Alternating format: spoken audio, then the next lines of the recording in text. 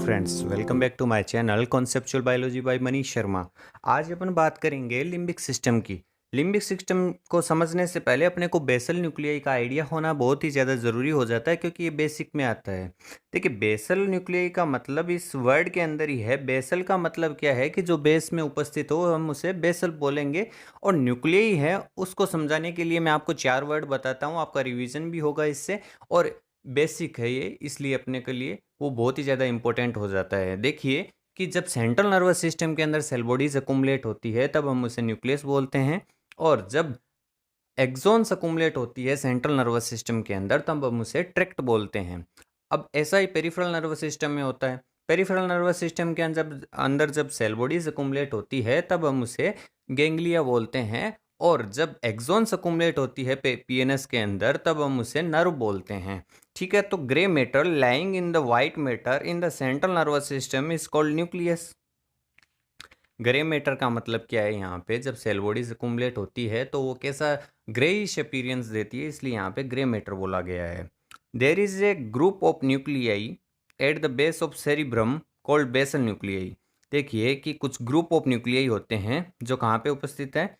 Base के अंदर उपस्थित है सेरिब्रम के, तो हम उसे बोलेंगे बेसल न्यूक्लियाई। इस डायग्राम से आपको एक आइडिया हो जाएगा कि ये सेरिब्रम है, ये सेरिब्रम है, इसके बेस के अंदर यहाँ पे कुछ न्यूक्लियाई उपस्थित हैं। और न्यूक्लियाई बेस के अंदर उपस्थित है, इसलिए अपन इसे बोलेंगे बेसल न्यूक्लियाई।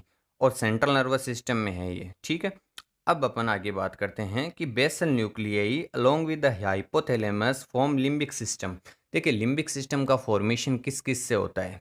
बेसल न्यूक्लियाई है, हाइपोथैलेमस है, ये तो एनसीईआरटी बोलती है। इसके साथ में आप थैलेमस को भी और ऐड कर सकते हैं। 4 पार्ट हैं।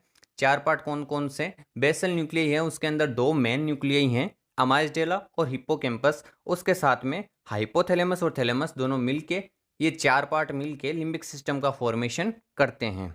देखिए, basal nuclei combine with the hypothalamus and form limbic system. ठीक है, अब अपन लिम्बिक सिस्टम की बात करते हैं कि लिम्बिक सिस्टम को अपन बोलते हैं इमोशनल ब्रेन। ये एक ऐसा सिस्टम अपनी बॉडी का जो अपने को और ऑर्गेनिज्म है उनसे थोड़ा अलग करता है। जो इमोशनल ब्रेन है, जो अपने इमोशंस है, उन सब को कंट्रोल करने का काम लिम्बिक सिस्टम का है।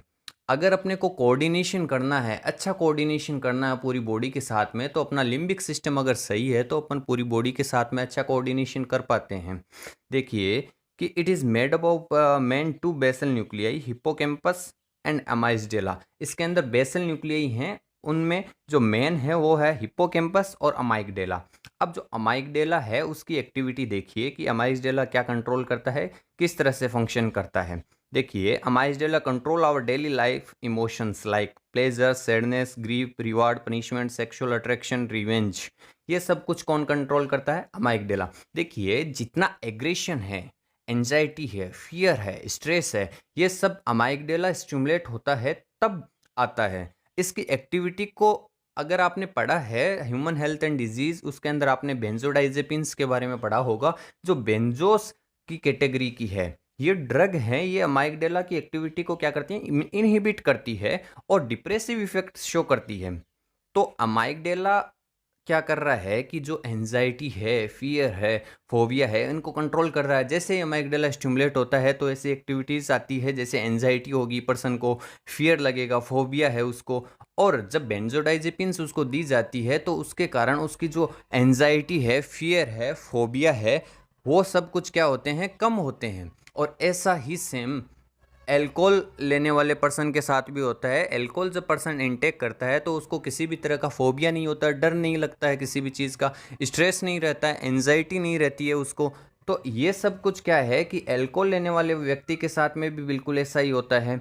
तो कभी भी बेंजोडाइजेपिन्स हैं वो एल्कोहल लेने वाले एल्कोहल के साथ में नहीं ली जाती है। डॉक्टर हमेशा मना करते हैं कि बेंजोडाइजेपिन्स का जब पर्सन इंटेक करता है एंजाइटी कम करने के लिए, फोबिया कम करने के लिए, क्योंकि ये सब अमाइगडेला क्या कर रहा है?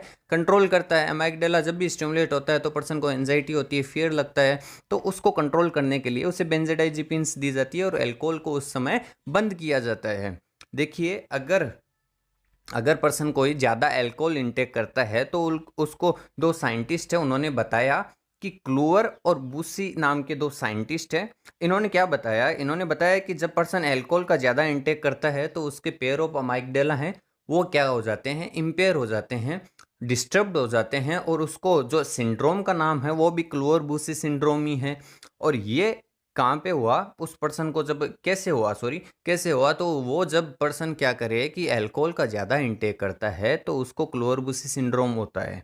और क्लूअर बूसी सिंड्रोम की 3 ऐसी एक्टिविटीज़ है, 3 ऐसे सिम्पटम्स हैं जो आते हैं। देखिए, डिस्टर्ब्ड बिहेवियर होता है, इंटरप्टेड बिहेवियर रहता है, उसको किसी भी टाइप का डर नहीं लगता है, फोबिया नहीं लगता है। ऐसा अल्कोहल लेने के बाद में जब अमाइगडाला उसका जब अमाइगडाला डिसफंक्शन हो जाता है तब उसको ऐसा लगता है। फिर वहाँ ना हाइपर ओरेलिटी, पर्सन क्या करेगा? मुंह का ज़्यादा इस्तेमाल करेगा, खाएगा, ज़्यादा पिएगा, उसको पता नहीं चलता है। फिर बाद में हाइपर सेक्सुअलिटी। ये 3 चीज़ें हैं, 3 कैरेक्टरिस्टिक्स हैं जो क्लूअर बूसी सिंड्रोम के अंदर देखे जाते हैं। देखिए, ये अपना अमाइगडाला है वो अपना कंप्लीट होता है। उसके बाद में अपन बात करते हैं हिप्पोकैम्पस की। देखिए, हिप्पोकैम्पस क्या है कि जो जैसे कि मानिए कि थैलेमस है जो रिले सेंटर का काम करता है, और इसके पास टच, पेन, टेम्परेचर की सारी इंफॉर्मेशन आती है, और वह एसटीएम में है, और उस मेमोरी को एलटीएम में डालना हिप्पोकैम्पस का काम है। ठीक है, तो ये क्या करता है? Hippocampus store long term memory and also help in conversion of short term memory into long term memory. अब देखिए कि जो नए कार्य करते हो वह एलटीएम में स्टोर होती है। अगर हिप्पोकैम्पस डैमेज हो जाता है तो पर्सन को रोजमर्रा के जो कार्य होते हैं वो पर्सन भूलने लगता है। तो उस उनको पुरानी चीजें तो बहुत याद रहती है पर नई बिल्कुल नहीं रहती है। नई चीज़ें नहीं याद रहती है। जैसे कि आपने मूवी में देखा होगा, जो गजनी मूवी थी उसके अंदर जो आमिर खान जो रोल प्ले करता है, तो उसके अंदर उसकी जो मेमोरी है वो उसको याद नहीं रहता, हर 15 मिनट में वो भूल जाता है। कहने का मतलब ये है कि उसका हिप्पोकैम्पस डैमेज हो गया। अब अगर हिप्पोकैम्पस डैमेज हो जाता है तो पर्सन कुछ भी याद नहीं रख पाता है। ठीक है, अब देखिए कि कुछ ऐसा इनके साथ भी होता है। जो बूढ़े लोग होते हैं उनको क्या है, उनका धीरे धीरे जब उम्र के साथ साथ क्या होता है कि हिप्पोकैम्पस डैमेज होने लगता है, तो उनको नई चीज़ें याद नहीं रह पाती है, नई मेमोरीज फॉर्म नहीं होती है। जो पुरानी मेमोरी है वो तो उनको याद रह पाती है, पर नई जो मेमोरी है वो उनको याद नहीं रहती है, क्योंकि उनका हिप्पोकैम्पस डैमेज हो जाता है। अब देखिए, लॉन्ग टर्म मेमोरी के बारे में थोड़ा जान लेते हैं कि long term memory is the memory which last more than 8 second.